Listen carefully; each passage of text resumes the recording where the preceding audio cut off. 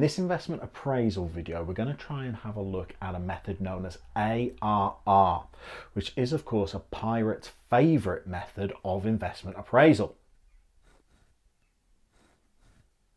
No, doesn't go down very well in my lessons either. No reason why it should be any better on video.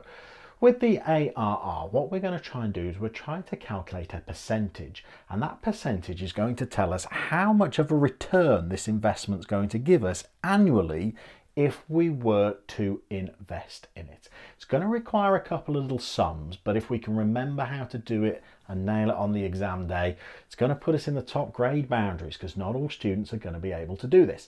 So let's take a little look here. We remember that one of our criticisms of the payback method investment appraisal was they didn't really factor in the net returns that a project might give us after the year of payback. And with this little chap on the board here, we'll see that the fourth year is its most lucrative year. That's the year when the net return is the highest for us. But with payback, we didn't count this £6 million here because we'd already paid for ourselves. So it didn't really matter that this project had such a lucrative return in its fourth year. Well, the ARR is a method of investment appraisal that does at least factor in all of the net returns of a project across its entire life.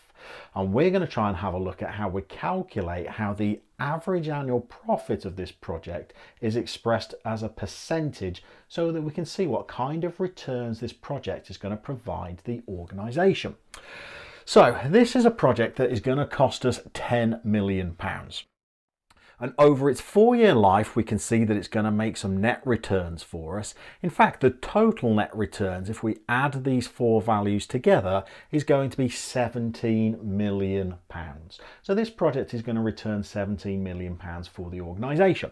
But we've got to remember, we've also got to deduct the initial £10 million cost as well. So what we're really saying is that if we invest in this project, it's going to make us £7 million over a 4-year period.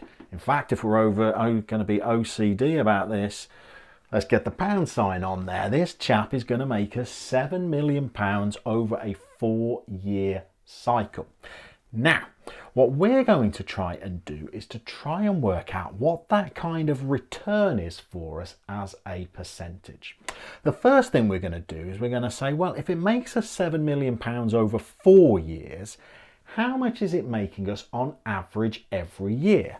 So if we take our £7 million return and divide it by 4 years, we can say, yeah, it'll make us 7 million over 4 years. And on average, what that means is it's going to return to us 1.75 million a year.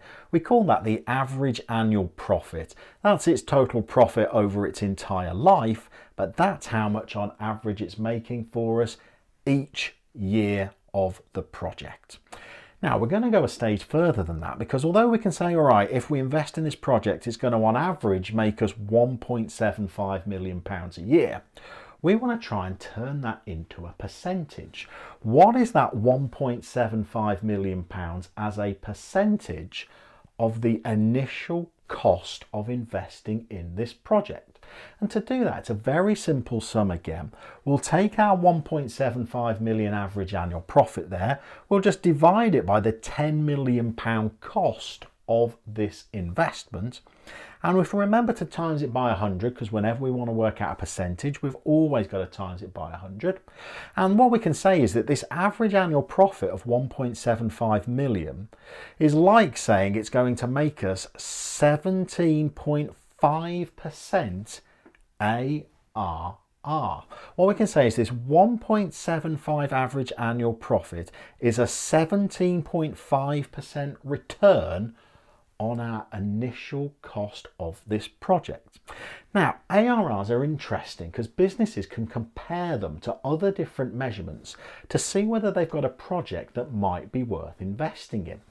First thing that we can do is perhaps compare ARRs of different investments against each other. So if we've got two potential projects that we're considering investing in, we've got one with our 17.5% ARR, but we've got another project with an ARR of 25%. If we're using the ARR method of investment appraisal to decide what to invest in, we wouldn't go with this project, we'd go with the one with the higher percentage returns. We can also perhaps compare our ARRs to other measurements to see whether projects are a good or a wise investment. For example, imagine we only had this one project that we were considering and it's got this ARR of 17.5%. Well, that number compares incredibly favourably to the return that we could make just leaving this £10 million in a high interest bank account and recouping the returns that that would give us. Even if we put it into a really generously interested bank account there, we might get, say, a 4%, 4.5% return. We can see that investing in a project is far riskier than just leaving the money in a bank account. But the reward is a much greater return. We might get 4% leaving it in the bank, 17.5% investing in whatever this project is. So the ARR is a really useful way of appraising the viability of an investment. So we could compare the ARR to current bank interest rates to check whether a scheme is worth the risk that is going to be attached to it. If it was only, say, 1% higher than you could get by leaving in the bank account, you'd have to think, well, is that really worth the risk involved in this scheme? Whereas with this one, because it's significantly higher, this scheme seems like a goer. It seems like one that we might want to try and invest in. Perhaps the criticism we could label at the ARR method is, first of all, it doesn't prioritise time like Payback did. For those firms that are cash sensitive, that are prone to liquidity problems, this one looks at the entire life of a project and assumes that we're quite happy to wait for year 4 when that's £6 million rolling in, and we can look at the entire duration of a scheme, work out how much its annual profit is on average each year. Firms might not have that luxury of time. They might want to prioritise getting that 10 million back out of a project as quickly as they possibly can. ARR doesn't account for time. The other thing we could say is, well, look, this scheme looks like it's going to make us £6 million in the 4th year. But hold on a second. £6 million in 4 years' time is not really going to be the same value as having £6 million right now. Nobody wants to wait 4 years for £6 million. It's more valuable to have that sum right now for 2 reasons. Number one, because of inflation, £6 million in 4 years' time is not going to buy the firm as much as having £6 million right now would. Secondly, if we had that £6 million right now, again, we could do something with it. We could invest it. We could make a return on it.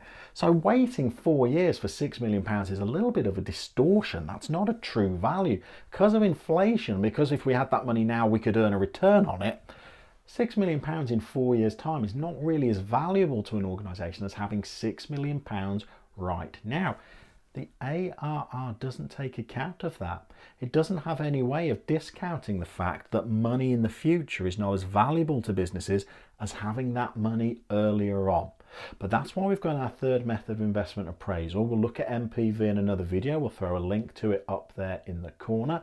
But that shows you how you calculate your ARR. It also tells us how we might kind of interpret the result when we get it. Hopefully you can do that one in the exam. If it comes up, it's one that not all students are going to be able to manage. So it's a good way of differentiating yourself and going for those higher grades if we can. Good luck as always with your revision. We'll see you soon for another investment appraisal video.